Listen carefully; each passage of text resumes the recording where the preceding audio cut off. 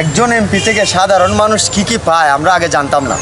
উনি এমপি সাহেব হওয়ার পরে আমরা নতুন করে শিখতেছি যে একজন এমপি ইচ্ছা করলে কি যে দিতে পারে সাধারণ মানুষের। ঘন্টার পরে ঘন্টা যানজট থাকতো, দুর্ঘটনা ঘটতো, বিভিন্ন সমস্যা দেখা দিত।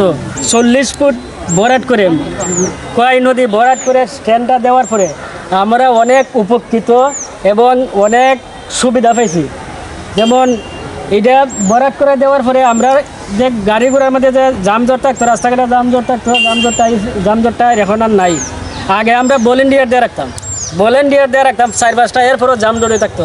এখন দেওয়ার পরে 40 ফুট নিচ থেকে এটা ভরাট করে দেওয়ার পরে আসলে যদি কোনো বিধান থাকতো আল্লাহর যে আমার 5 বছর আয়াত কমাইয়া 5 বছর প্লাস করে দিতাম, এরকম আমরা দেওয়ার স্ট্যান্ড থেকে দেওয়ার মতো অন্তত সদস্য মানুষ সোনাঘাটের মধ্যে রয়েছে।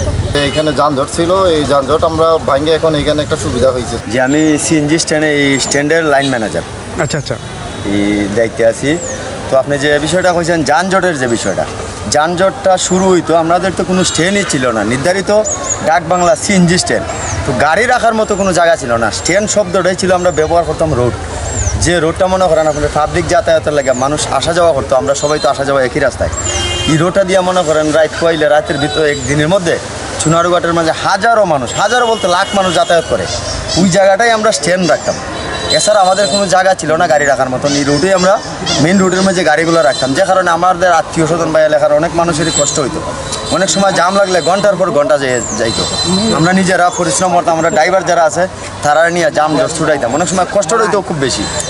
আর এখন যে সুবিধাটা মনে করেন আপনি এই জায়গাটার কারণে আমরা ভুক্তভোগী আসছিলাম। এই যে এখন যে জায়গাটা স্ট্যান্ড হয়েছে, ওই স্ট্যান্ডটা আমাদের ছিল না বিদায় আমরা এত ভুক্তভোগী আসছিলাম। মানে রোডে গাড়ি রাখতে হইতো, এখন স্ট্যান্ড পাইছি আমরা। তো আমার মনে হয় স্ট্যান্ডের কাজ এখনও শেষ হয়, অনেকটাই বাকি রয়ে গেছে। তো আপাতত যানজট, রোড থেকে যানজটটা মনে করেন একেবারেই মুক্ত, একবারে মুক্ত। মনে করেন স্ট্যান্ড পাইছি, এখন রাখতে পারতেছি। যে কারণে স্ট্যান্ডটার মাঝে স্ট্যান্ড শব্দ বলতে আমরা এখন বুঝা পাইছি আর কি। এটা ছিল না, কোনো সময় পাইছি না। তো আমার মনে হয় যে আমরা বর্তমান এমপি সাহেব এটা শুধু আমাদের সিএনজি ড্রাইভারের উপকার আসে না, সাধারণ মানুষের এই স্ট্যান্ডটা দেওয়াতে উপকার আসছে। যেমন যানজটমুক্ত মানুষ যাতায়াত করতে পারতেছে, আগে তো এত খোলামেলা যাতায়াত করতে পারতো না সাধারণ মানুষ। এখন আমরা মনে করেন এই জায়গায় স্ট্যান্ডটা পাওয়াটা অনেকটাই সুবিধা হয়েছে। আর কাজটা শেষ হলে মনে হয় আর রোডের ঝামেলাটা পুরাপুরি একদম মুছে যাবে, রোডের মাঝে আর কোনো যানজট থাকতো না। তো আমরা এমপি হিসাবে আমরা সিএনজির সমিতির পক্ষ থেকেও ধন্যবাদ জানাই, আপনাকেও ধন্যবাদ। আর এই স্ট্যান্ডটা দেওয়াতে আমরা সাধারণ সর্বস্তরের মানুষের উপকার আইছে এই স্ট্যান্ডটা। উনি শুধু এটা না, আরেকটা স্ট্যান্ড এই কেন দিচ্ছেন এটাও মনে হয় আপনি দেখছেন, রানীগঞ্জ স্ট্যান্ড দিচ্ছেন, আরেকটা স্ট্যান্ড উনি নগদ কিছু টাকাও দিচ্ছেন, আসামপাড়া স্ট্যান্ড, এই 2টা স্ট্যান্ড করছেন। আর এখানে আরেকটা স্ট্যান্ড করে দিচ্ছেন। আর আমার মনে হয় যে যানজট এখন লাগেই না করলে চলে, এরকমটাই তো মনে হয়। যানজট এখন আর হয় না আমাদের, ইনশাল্লাহ আমরা সবাই যানজট মুক্ত একটা যাতায়াত করতে পারবো। উনার আগেও তো আরও এমপি আসলে নির্বাচিত অনেকেই হয়ে গেছেন। তো উনি এই মুহূর্তে এমপি থাকাকালীন সময় আপনারা ওই কি মানে ওনার কাছ থেকে পেয়েছেন বলে মনে করতেছেন, বা ভিন্ন কিছু দেখাচ্ছে বলে মনে করতেছেন?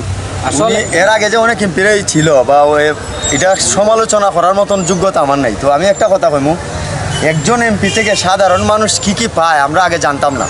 উনি এমপি সাহেব হওয়ার পরে আমরা নতুন করে শিখতেছি যে একজন এমপি ইচ্ছা করলে কি যে দিতে পারে সাধারণ মানুষের। যা আমি পাইতেছি আপনি এই সাধারণ মানুষের সবাই পাইতেছে, এটা উপভোগ করতেছে। আমার মনে হয় যে এমপি সাহেবের নতুন করে শিখাইতেছেন যে একজন এমপি কি দিতে পারে। উনি তো শুধু স্ট্যান্ড দিচ্ছেন, আরও উদাহরণ বহুত কিছু আছে। তো পিছনের তুলনায় বর্তমানে আমরা নতুন কিছু শিখতেছি যে একজন এমপি সাহেবের দায়িত্ব কি উনি বুঝাই দিতেছেন। অন্যরাও তো অবহেলা করছেন, তো এখন উনি শিখাইয়া দিতেছেন যে একজন এমপির দায়িত্ব কতটুকু আর কি পালন করার কথা ছিল, আর উনি এটা পালন করে দেখাই দিতেছেন। প্রত্যেকটা জায়গায় যদি এমপি সাহেবরা এরকম শ্রম দেয়, জনগণ নিয়ে ভাবে, অনেকে করেন, তো সবাই মিলে যদি একসাথে ভাবনা করেন, তো আমার মনে হয় ওই সময় গিয়ে দেশটা সোনার বাংলায় রূপান্তরিত হইব খুব তাড়াতাড়ি। খুব তাড়াতাড়ি। ধন্যবাদ আপনাকে সময় দেওয়ার জন্য। জি।